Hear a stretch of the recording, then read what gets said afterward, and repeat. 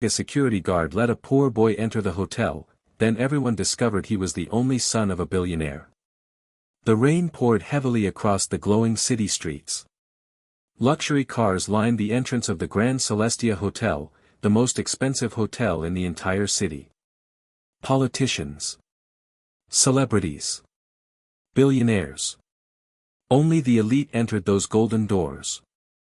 And standing outside in the storm was a skinny 12-year-old boy wearing torn sandals and an oversized hoodie soaked from the rain.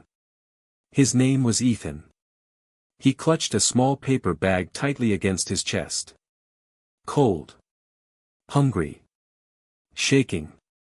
People walking past barely looked at him. Some avoided him completely. Others stared with disgust. Then suddenly, a loud voice shattered the atmosphere. "Hey! Get away from the entrance." A wealthy woman in diamonds pointed angrily at Ethan. "You're ruining the image of this hotel." Guests immediately turned to stare. Ethan lowered his head. "I'm sorry, ma'am." But before he could step away, the woman grabbed the paper bag from his hands and threw it into a puddle. The bread inside spilled into dirty water. Laughter echoed from nearby guests. Ethan quickly knelt down trying to save what little food remained. His hands trembled. And standing beside the hotel doors, one security guard watched everything silently. His name was Marcus. 48 years old. Tall. Calm. Tired eyes. A man who had spent his entire life being ignored. But the moment he looked at Ethan, something inside him hurt. Because he recognized that kind of hunger. That kind of pain.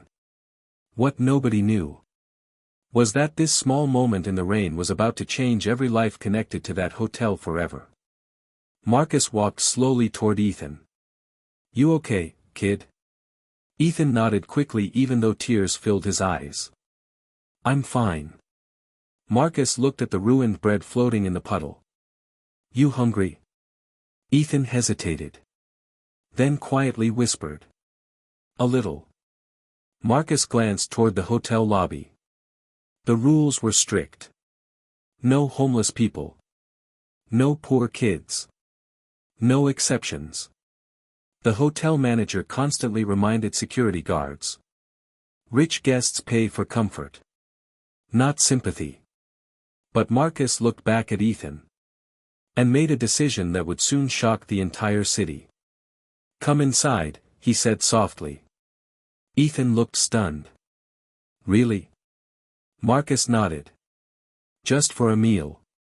Inside the hotel restaurant, crystal chandeliers glowed above polished marble floors. Guests in expensive suits stared immediately. Whispers spread across the room. "Why is that dirty kid in here? Did security lose their minds?" Marcus ignored them all. He sat Ethan quietly at a corner table. A waitress approached nervously. "Sir, the manager will be furious." Marcus handed her money from his own wallet. "Please bring him something warm." Minutes later, Ethan stared at the food in disbelief. Steak. Soup. Fresh bread. Real food. For a moment, he didn't move. Like he couldn't believe it was real. Marcus smiled gently. "You can eat." And suddenly Ethan began eating carefully. Then faster. Like someone who hadn't had a proper meal in days. Marcus pretended not to notice the tears in the boy's eyes. Meanwhile, upstairs inside the VIP ballroom, one of the most powerful businessmen in the country prepared for an important charity gala. His name was Richard Lawson. Founder of Lawson Global Holdings. Net worth, billions. Feared by competitors. Admired by the media. But tonight, Richard wasn't thinking about business. Because for 10 years, he had been searching for his missing son. A son who disappeared during a terrible family tragedy after a kidnapping attempt went wrong. Despite money, private investigators, global searches, They never found him. Most people assumed the boy was dead. But Richard never stopped hoping. Not once. And tonight. Fate was already moving downstairs. Back in the restaurant, Ethan carefully wrapped leftover bread inside napkins. Marcus noticed. "You can take more if you want." Ethan shook his head quickly. "This is for my grandmother." Marcus paused. "You live with your grandmother?" Ethan nodded. "She's sick." The boy explained quietly.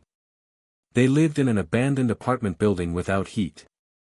His grandmother raised him after his parents disappeared years earlier.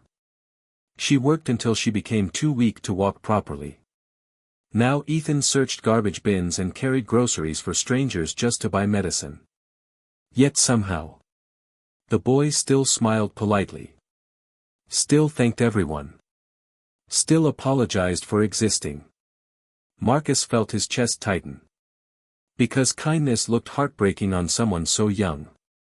Suddenly, the restaurant manager stormed toward them furiously.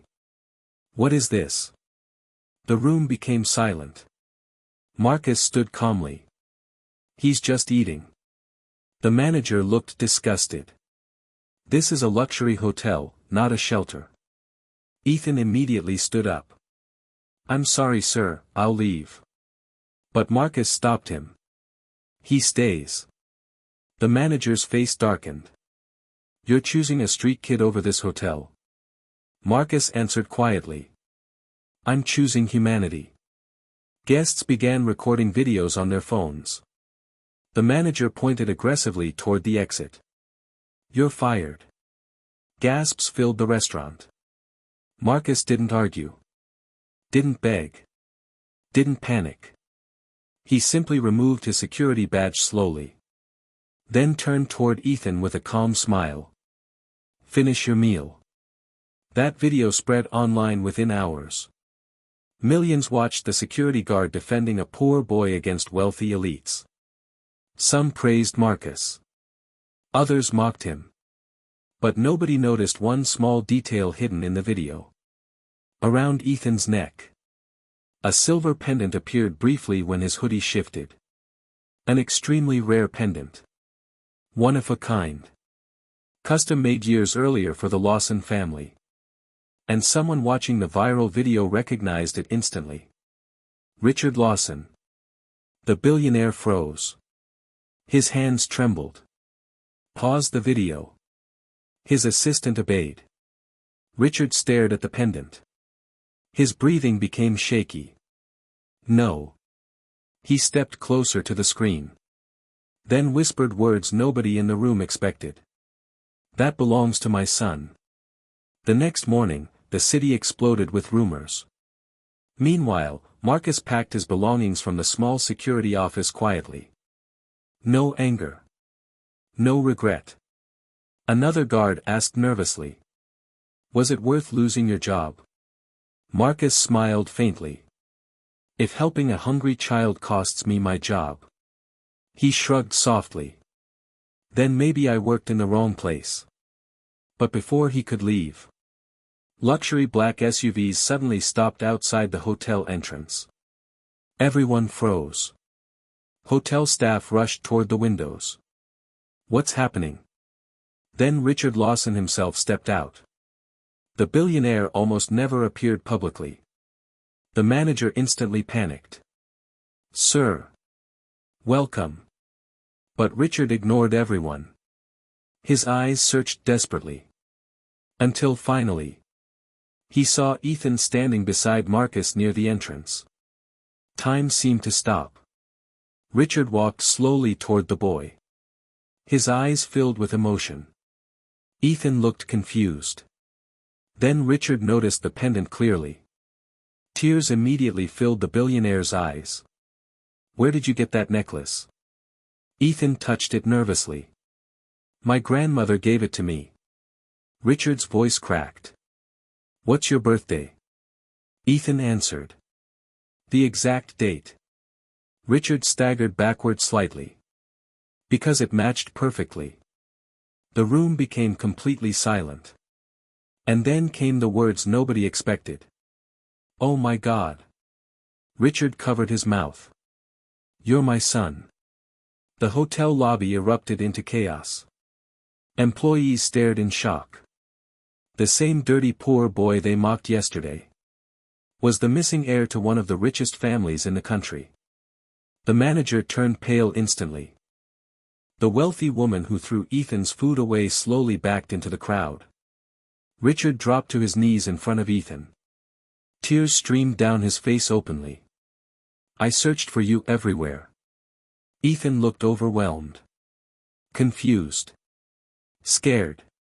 What? Richard explained everything. Years earlier, during a kidnapping attempt, Ethan had been separated from his family in the chaos. A corrupt former employee secretly hid the truth to steal company power during Richard's grief. The boy was placed into the foster system under a different identity. And somehow, after years of suffering, he ended up forgotten by the world. Until one security guard showed him kindness. Marcus stood speechless. Richard slowly turned toward him. "You fed my son when nobody else would." Then, in front of the entire hotel, the billionaire extended his hand. "You saved something money could never buy." Marcus shook his hand quietly. Richard continued. "From this day forward, you will never struggle again." The hotel manager immediately tried apologizing. "Sir, we didn't know." Richard's face became cold instantly. "That's the problem." Silence swallowed the lobby. You only respect people when they have money. Nobody could look him in the eye. Days later, news channels across the country covered the unbelievable story. The poor boy who was actually a billionaire's son. But strangely, the public became even more emotional about Marcus than the billionaire revelation itself. Because people saw something rare. A man who chose kindness with no reward expected. Richard offered Marcus a major leadership position overseeing community programs across all Lawson hotels. At first, Marcus refused. "I'm just a security guard." Richard smiled warmly. "No." He looked toward Ethan. "You're the reason my son came home." Meanwhile, Ethan faced a difficult emotional transition. Luxury mansions. Private schools. Bodyguards. Expensive clothes. It all felt unreal. But despite everything, he never forgot his grandmother. The woman who raised him when nobody else did. Richard arranged the best medical care immediately. One evening, Ethan sat beside her hospital bed holding her hand. "You don't have to worry anymore," he whispered. The old woman smiled weakly. "I was never worried about money." Ethan looked emotional. "Then what worried you?" She gently touched his face. "That the world would make you cruel." Tears filled Ethan's eyes. "But it didn't," she whispered proudly. Months later, the Grand Celestia Hotel held another massive gala. But this time, everything was different. Marcus entered through the front doors wearing an elegant suit. Employees stood respectfully. The same people who ignored him now greeted him nervously. But Marcus treated everyone kindly. No arrogance. No revenge. Only grace. Then the ballroom doors opened. And Ethan entered beside Richard Lawson. Healthy. Confident. Smiling. The room stood in applause. The wealthy woman who humiliated him earlier lowered her eyes in shame. Ethan noticed her. And quietly walked over. Everyone expected anger. Instead, Ethan handed her a fresh loaf of bread. The exact kind ruined in the rain that night. Her hands shook. "I'm sorry," she whispered. Ethan smiled softly. "My grandmother says hungry hearts hurt people." The woman broke down crying. And in that moment, the entire ballroom fell silent again. Because kindness had defeated humiliation. Not power. Not money. Kindness. 1 year later. Marcus stood outside a newly opened youth shelter funded by the Lawson Foundation. Children laughed inside. Warm meals filled the building. Safe beds. Education. Hope. A large sign near the entrance read, "No child should ever feel invisible."